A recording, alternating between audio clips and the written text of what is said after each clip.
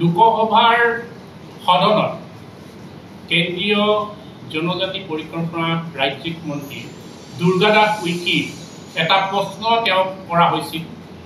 যে অসমৰ 6 জনগোষ্ঠীৰ জনজাতিকৰণ কেতিয়া হ'ব আৰু এই প্ৰশ্নৰ তেওঁ উত্তৰ দিছিল যে অসমত দুখনকৈ মন্ত্ৰীগোট গঠন কৰা হ'ব কিন্তু আজি কপিত এই মন্ত্ৰীগোটে কেন্দ্ৰীয় চৰকাৰলৈ কোনো ধৰণৰ প্ৰতিবেদন পঠোৱা নাই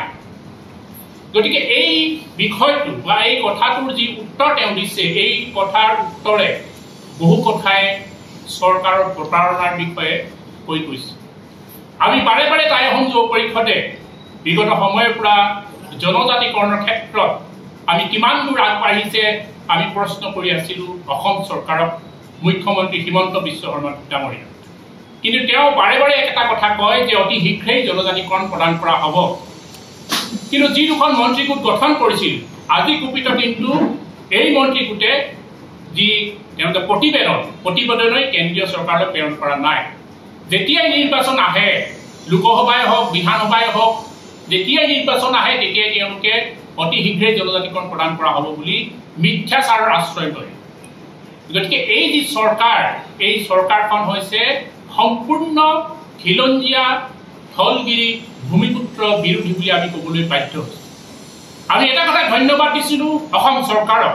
যে উজনি অসমৰ উৰিয়াং ঘাটত তেওঁ উচ্ছেদ কৰিছে ভিজিআৰ লেণ্ডত আমি ধন্যবাদ দিছোঁ তেওঁ কৈছিলে যে এই যিসকল অবৈধ নাগৰিক তেওঁলোকক উচ্ছেদ কৰিলে অসম বাচিব কিন্তু আমাৰ কথাটো হ'ল যে এনেধৰণৰ ভিজিআৰ লেণ্ডত যদি উচ্ছেদ কৰি অসম যদি বাচিবলৈ হয় তেতিয়াহ'লে সেইসকল লোকক বাংলাদেশলৈ প্ৰেৰণ কৰিছে নাই নে তেওঁলোকক গ্ৰেপ্তাৰ কৰিছে নাই এইটো এটা ডাঙৰ এটা প্ৰশ্নবোধক হৈ আছে আমি বাৰে বাৰে কৈ আছোঁ যে অসম যদি বচাবলৈ হয় তেতিয়াহ'লে আহোমকে ধৰি যি 6 জনগোষ্ঠী জনজাতিকৰণ আমি দাবী তুলি আহিছোঁ এই জনজাতিকৰণ কৰা হ'ব তেতিয়াহে ভূমিৰ অধিকাৰ থাকিব ৰাজনৈতিক অধিকাৰ থাকিব সামাজিক অধিকাৰ থাকিব এই কথাটো আমি বাৰে বাৰে স্পষ্ট কৰি আহিছোঁ এনেধৰণে উৰিয়াং ঘাটৰ পৰা আৰম্ভ কৰি যি মানুহ উচ্ছেদ কৰি আছে অকল উচ্ছেদ চলালেই কিন্তু অসম নেবাচে অকল ৰাজনৈতিক উদ্দেশ্যত তেওঁলোকৰ কথাবোৰ কিমান দিন আৰু ক'ব এই কথাটো আমাৰ প্ৰশ্নৰ উত্তৰ আমাক লাগিব আমি এখন তথ্য দিব বিচাৰিছোঁ মুখ্যমন্ত্ৰী মহোদয়ৰ যি মিথ্যাচাৰ এই মিথ্যাচাৰ আমাৰ এখন তথ্য দিব বিচাৰিছোঁ এইখন আছে আপোনালোকৰ ফেব্ৰুৱাৰী 22, 2025 যেতিয়া প্ৰধানমন্ত্ৰী অসমলৈ আগমন হৈছিল সেই সময়তে আমি তীব্ৰ বিৰোধ কৰিম বুলি কৈছোঁ আৰু তেওঁ এখন আমালৈ কাগজ পঠিয়াইছিল ইয়াত চহী আছে principal secretary of chief minister মানে মুখ্যমন্ত্ৰীয়ে পঠিয়াইছিল যে মাৰ্চৰ ভিতৰতে জনজাতিকৰণৰ ক্ষেত্ৰত বা আপোনালোকৰ যি দাবী দাবা আছে দাবী দাবাৰ ক্ষেত্ৰত আমি আলোচনাত বৈঠকত বহিম কিন্তু মাৰ্চৰ পৰা যদি চাই ইমান সোমালে আগষ্ট সোমাল ইমান মাহ পাৰ হৈ গ'ল কিন্তু এতিয়ালৈকে মুখ্যমন্ত্ৰীৰ লগত কোনো ধৰণৰ আলোচনা হোৱা নাই আৰু আমাৰ শেষৰখন আমি যিখন বৈঠকত বহিছিলোঁ সেই বৈঠকতো আমাক কৈছিলে যে গৃহমন্ত্ৰী অমিত শ্বাহৰ লগত আমাৰ যিমানবোৰ আহোমৰ দল সংগঠন আছে সকলোকে কিন্তু তেওঁলোকে বৈঠকত বহো বুলি কৈছিল আজি এবছৰ পাৰ হৈ গ'ল লোকসভাৰ আগৰ কথা সেইটো আছিল এবছৰ পাৰ হৈ গ'ল এতিয়ালৈকে গৃহমন্ত্ৰীৰ লগত কোনো ধৰণৰ বৈঠক ৰখা নাই গতিকে আমাৰ দুটামান কথা খুব স্পষ্ট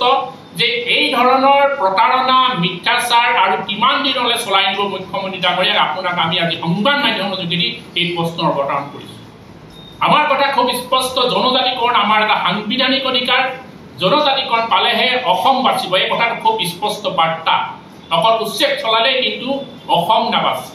গতিকে মই পুনৰবাৰ কওঁ যে জনজাতিকৰণ প্ৰদান কৰক অন্যথা কিন্তু আপোনালোকে আগন্তুক 26 চনৰ লোকসভাৰ বা বিধানসভাৰ যি নিৰ্বাচন আছে এই নিৰ্বাচন কিন্তু আপোনালোকে ৰাজনৈতিকভাৱে আপোনালোকক উৎখাত কৰিবলৈ কিন্তু আমি বাধ্য হ'ম এই কথা পুনৰবাৰ আমি সংবাদ মাধ্যমৰ যোগেদি আহ্বান জনাইছোঁ আৰু এটা কথা কৈ থৈছোঁ এই যি মিথ্যাচাৰ আপোনালোকে যি এইখন যি লেটাৰ দিছিল